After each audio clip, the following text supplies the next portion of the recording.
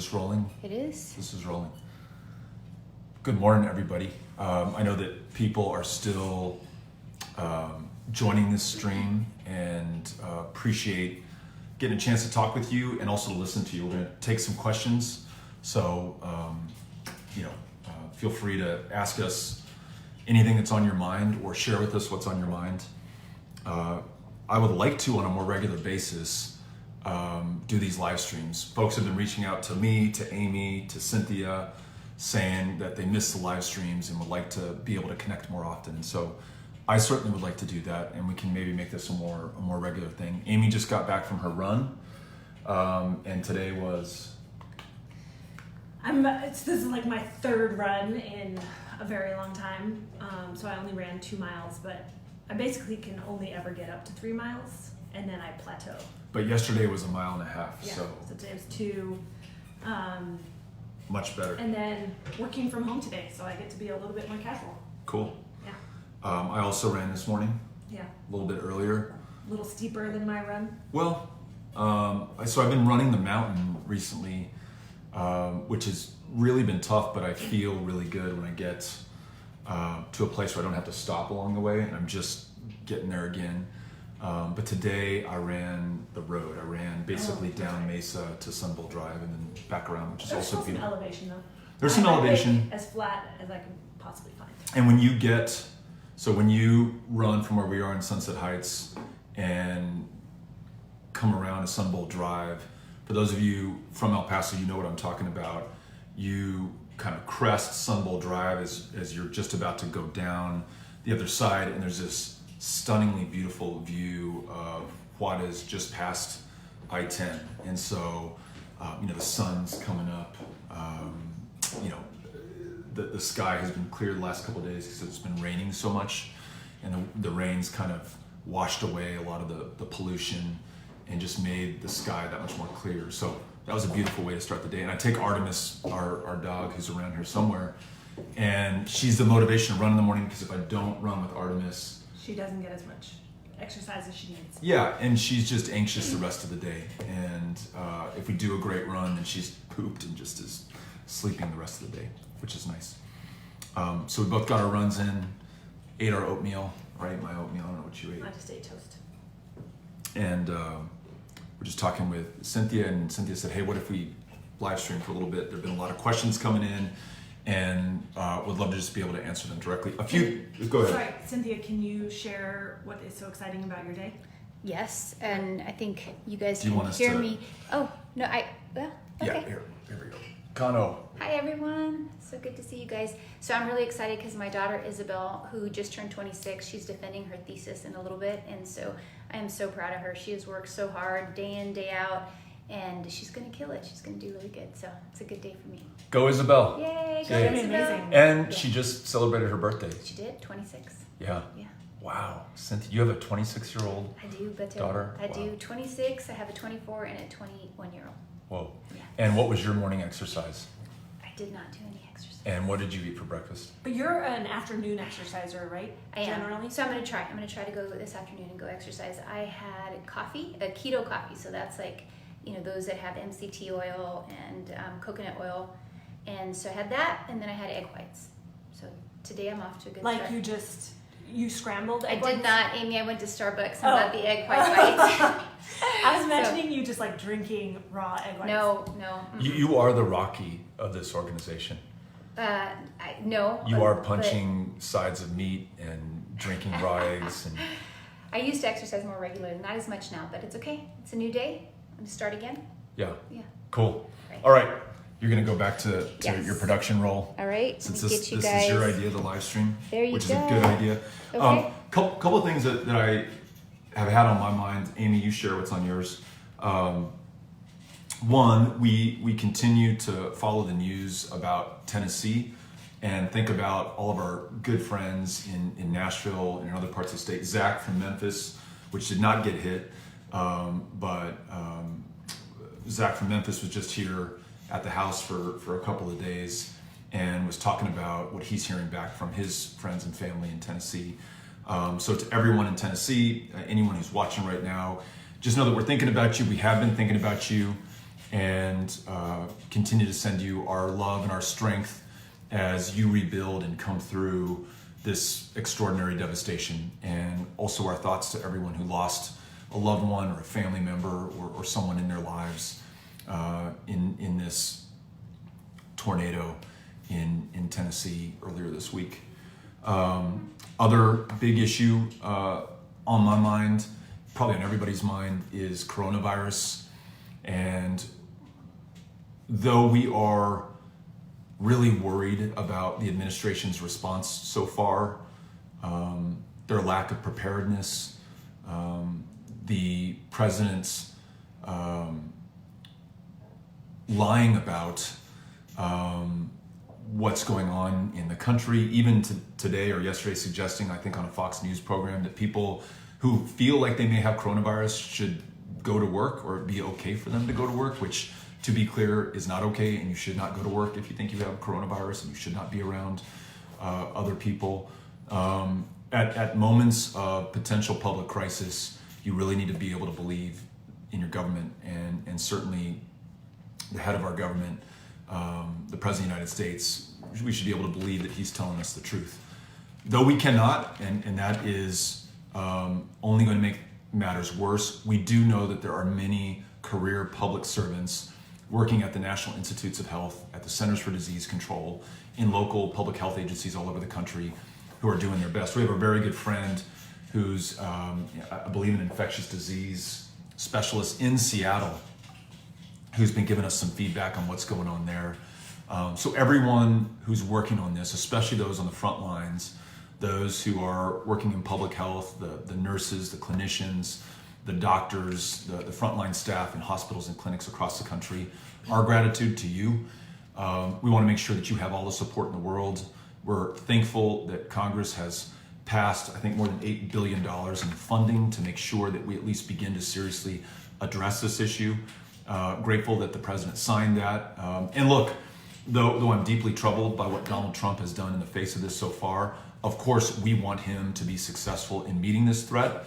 And so we wish his administration the best in being able to confront it. But I couldn't say that without also first saying how disturbed we are by the way that they've met this challenge or failed to meet this challenge so far. One thing I'm also hearing is, you hear about people stockpiling masks and going and buying out hand sanitizer and cleaning supplies. And it makes sense to be prepared and to have supplies, but some healthcare providers are worried about getting supplies that they need for their hospitals. And so they said, please do not stockpile these items. Take what you need, be prepared, but don't buy everything out, because some hospitals are having trouble getting the stock that they need. Zach, who had dinner with us last night after our oldest son's the semifinals of their district junior high basketball tournament, which was really fun. We lost, but Ulysses played his heart out. It was just, they all did. The team was great. Coach, awesome. So proud of those guys. But we came back here, we were eating dinner, and Zach said that he had just seen a news report.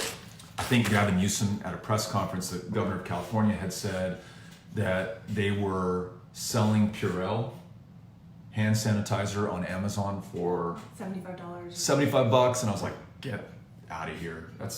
So we go on Amazon, and in fact, they were selling it for more than that at the time that we looked. So obviously there's a run on this stuff. Amy was trying to cook up homemade soap recipes where she said you just mix alcohol with aloe vera.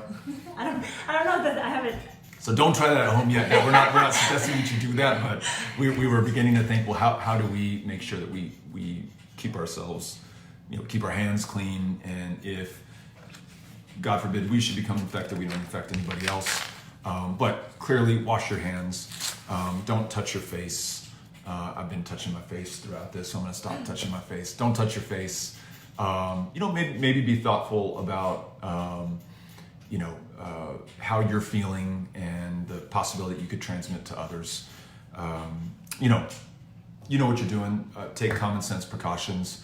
And then also, let's keep the accountability and pressure up on our government to make sure that they are meeting this crisis with the urgency that it deserves. And so that means testing kits that are available to anyone who feels like they may have the symptoms of coronavirus. That means supporting our public health care workers and our public health care agencies. And also, the president should stop trying to cut funding to healthcare in this country, should stop trying to take people off the rolls who are insured today, and should stop threatening to further diminish Medicare and Medicaid, which again, not only makes it harder for people to get the care that they need, but you could argue would make it much more likely that it would make coronavirus that much worse, because if people don't have the resources to go in and get care, if they're afraid of what it will cost them, then they're not going to get that help, and it's going to spread. So we need to do all of these things.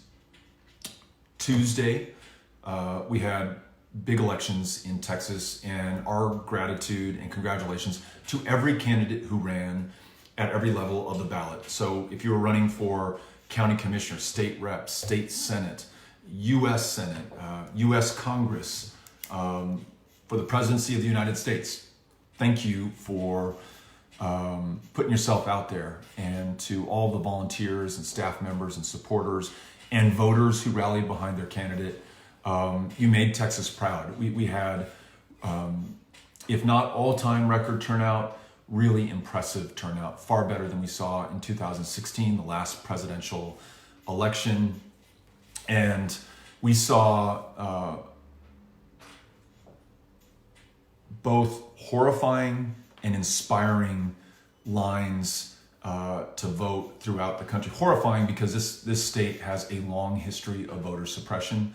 And whose votes has this state been trying to suppress? Not my vote, not Amy's vote, but the votes of African American, Mexican American, Latinx voters, anyone, frankly, who's not part of the white majority in this country. This state has effectively drawn people out of congressional districts, used means like voter ID laws, the limited access to polling places in some counties. And then in Houston, Texas, at Texas Southern University, TSU, some people reportedly waited over 7 hours in line to cast their ballot. So inspiring because people were willing to do whatever it took to transcend the obstacles in their place. Horrifying because in this, the most important year of our lifetimes, the most important test for our democracy and our elections, we can't get something this basic and fundamental right. Is it a screw up on the part of the elections department? Is it calculated and on purpose? I don't know, but given Texas's long history of doing this stuff on purpose, I've got my concerns. But thanks to everyone who waited in line to vote for their candidate. Congratulations also to everyone who won those elections, everyone who made it into a runoff where we didn't have somebody who passed the 50% threshold. A lot of great candidates out there, too many to name, but a few that we supported and worked for. Seema Lajavardian in the 2nd Congressional District in Texas, that is in the Houston area, first-time candidate, was an extraordinary volunteer, advisor, key member of our team in the Texas Senate race and in the U.S. presidential. I think she got something like 48% of the vote. Oh, she was so close. She was so close. So she's in a runoff in the 2nd Congressional District. And then Lorraine Birabil in State House District 100, which is in Dallas County. We just block walked with her the other day. She was a top vote getter, but is also heading to a runoff.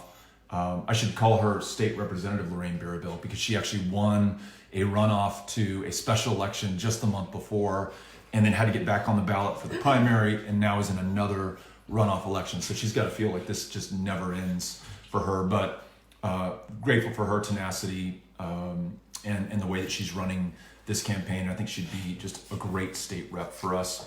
A lot of great returns and turnout in other important state house districts. Remember, folks, we're only 9 seats down from taking a majority in the Texas State House for the first time in 20 years. If we do that, this voter suppression and racial gerrymandering and some other really ugly things that are coming out of the state of Texas, we can put a stop to that. We can draw more inclusive boundaries that draw people back in to their democracy, the ability to vote.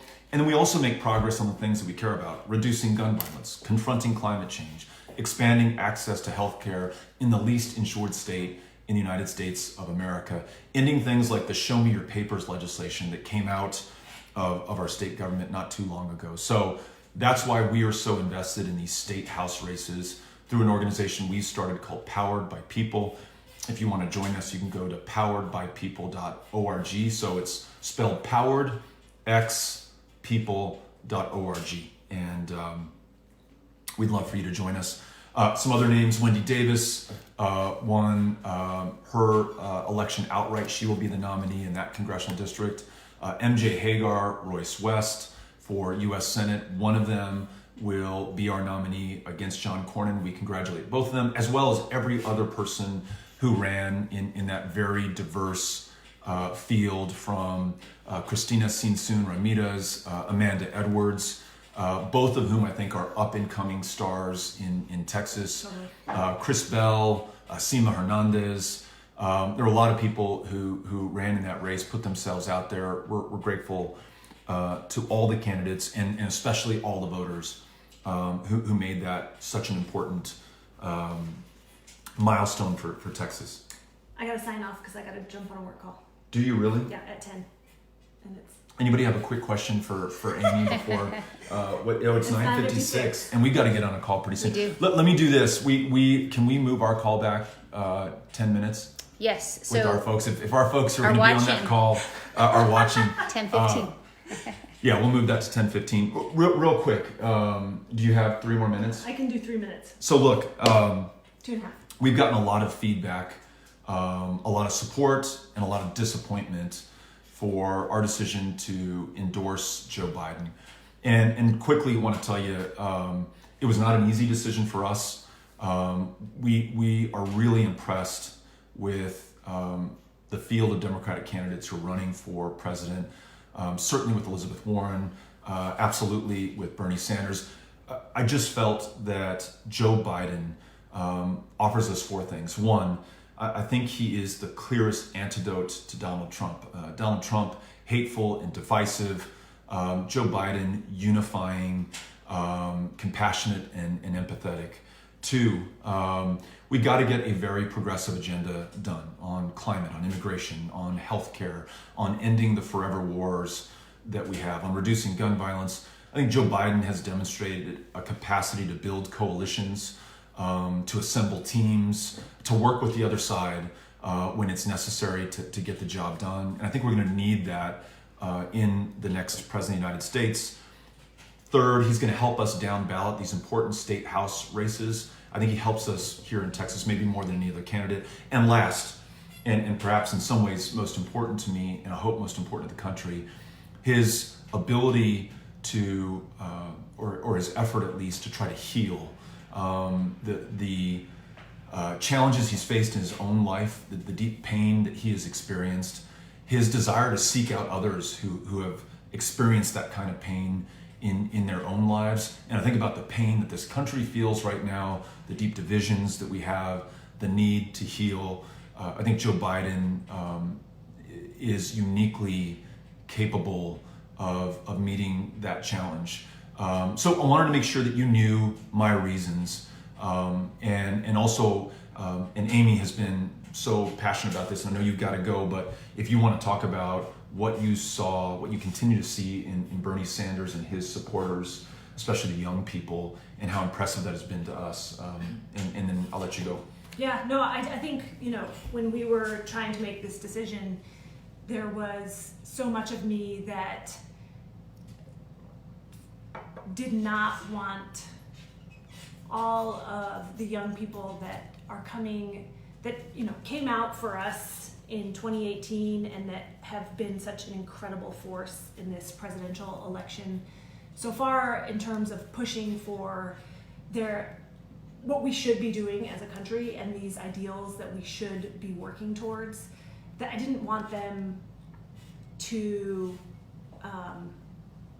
lose that motivation or to feel like we weren't on their side, because their involvement has been the most inspiring thing to me throughout the last few years. I'm just unbelievably encouraged by them that ultimately we're going to get where we need to be because of their force. Yeah, absolutely I don't agree. know if I articulated that well, but Yeah, just really hard for me to make a decision this time around. yeah. Hard for me too. Not a slam dunk. Not an easy call for us to make. Like millions of Texans, millions of people in this country, we made our decision on who to vote for pretty close to the last minute. And for the first time in my life that I can remember, I didn't vote in early voting. know. Not because I didn't want to, because I did not know who I was going to vote for. So it was a decision that we took very seriously, but ultimately for the reasons that I gave, and foremost among them, my desire to beat Donald Trump because he poses the single greatest existential threat to the future of this country, to our form of government as a representative democracy, to fair and free elections. We made this decision to endorse Joe Biden. And look, I'm going to do what I can. I'm going to let you go. Bye. Adios. I'm going to do what I can to help bring people together behind our nominee, whoever that is. So if it's Joe Biden, I'm going to do everything I can. If it is Bernie Sanders, I'm going to do everything that I can.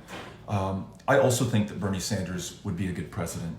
As Amy said, not only are we taken by how fervent his supporters are, and how much of that support is grounded in these very ambitious policy proposals that address the healthcare, the ability to receive an education without fear of going into massive debt, and the policy proposals go on from there. I think he'd be a great president, and would be very, very happy to support him should he be the nominee. I just hope that whether you're a Bernie supporter, whether you were an Elizabeth Warren supporter, a Pete supporter, an Amy supporter, if you were one of my supporters, or you're a Biden supporter, that you will also make that commitment to get behind whoever the nominee is. Because here is the alternative: Donald Trump. Bernie Sanders may not be your first choice. Joe Biden may not be your first choice. One of them likely is going to be our nominee. Fight your heart out right now for whoever your preferred candidate is. But once we settle on a nominee, we as Democrats, then let's get behind that person and do everything we can to make them successful against Trump.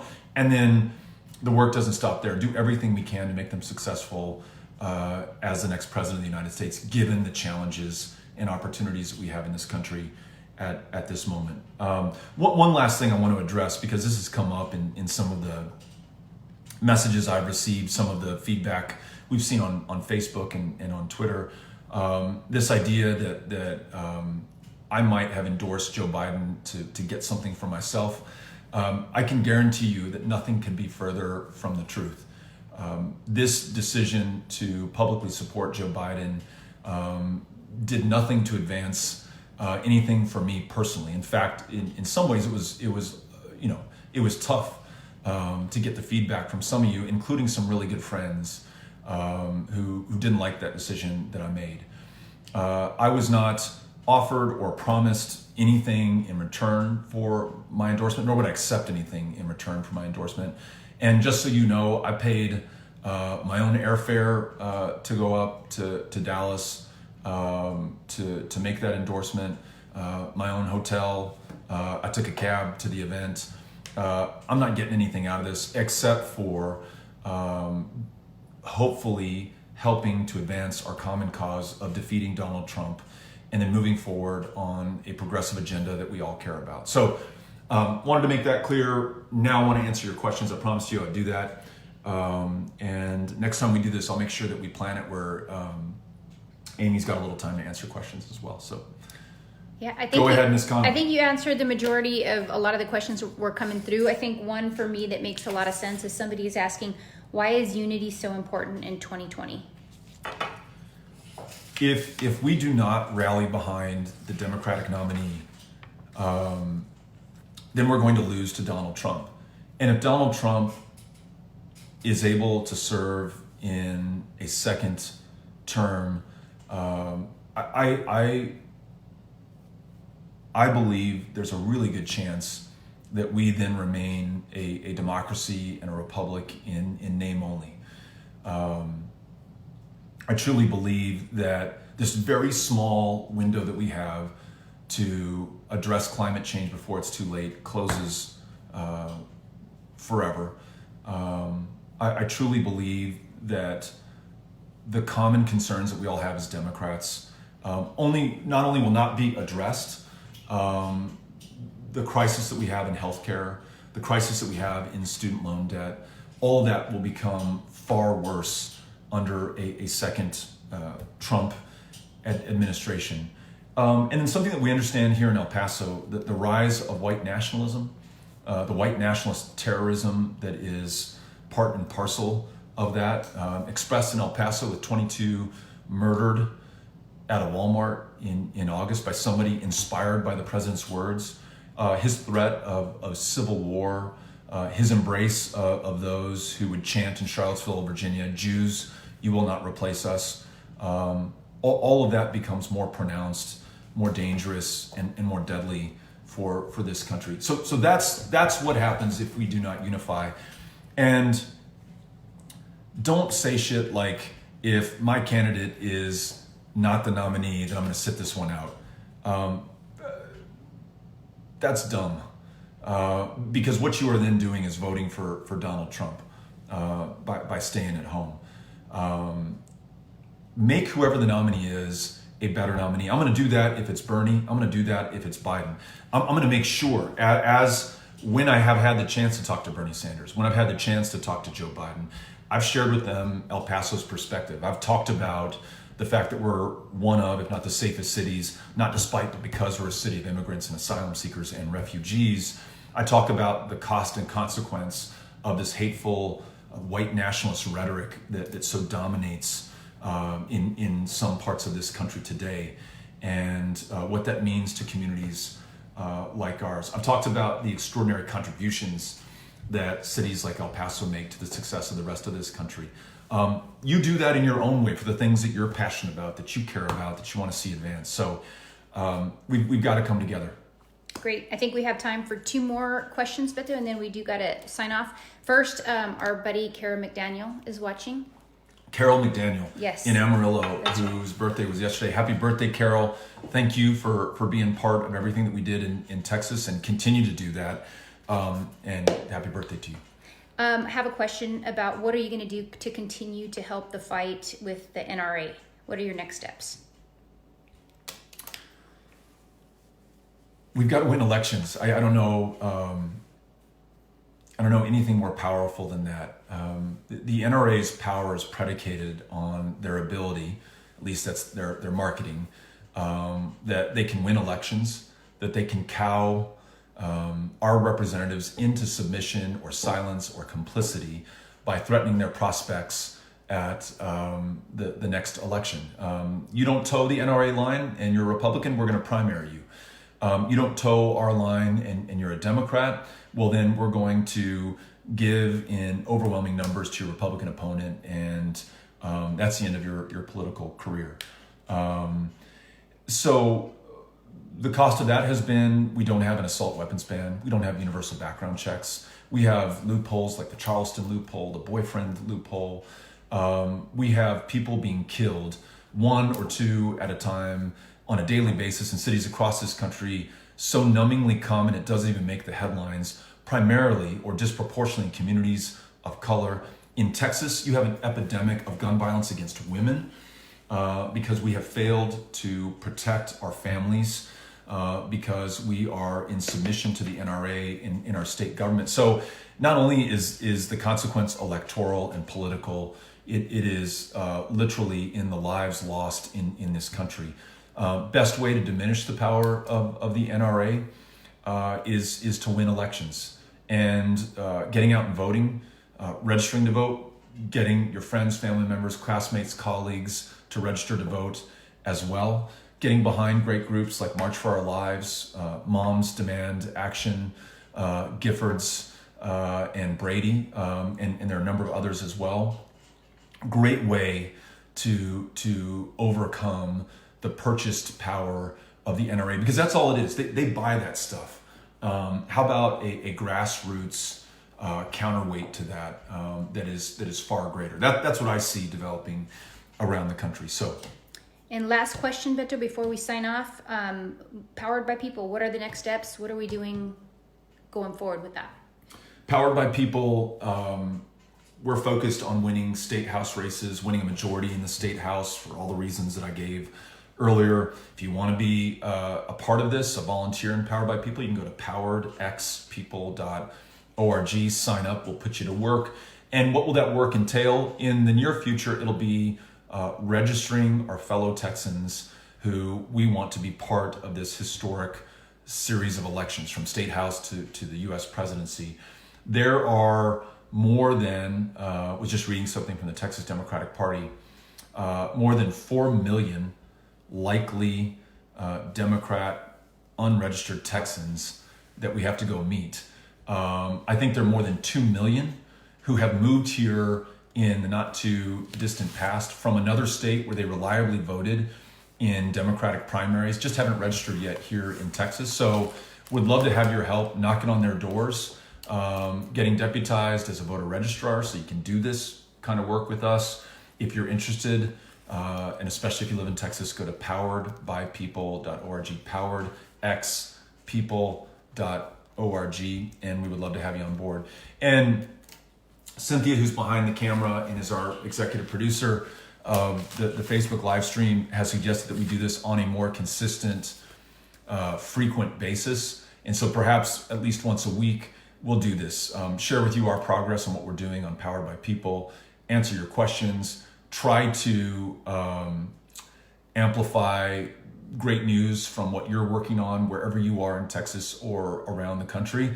And then, to the best of our ability, bring people together in the common cause that we have right now, given the series and set of challenges and opportunities that we face in America. So thank you for being part of this, and we will see you very soon, hopefully as soon as next week. Adios.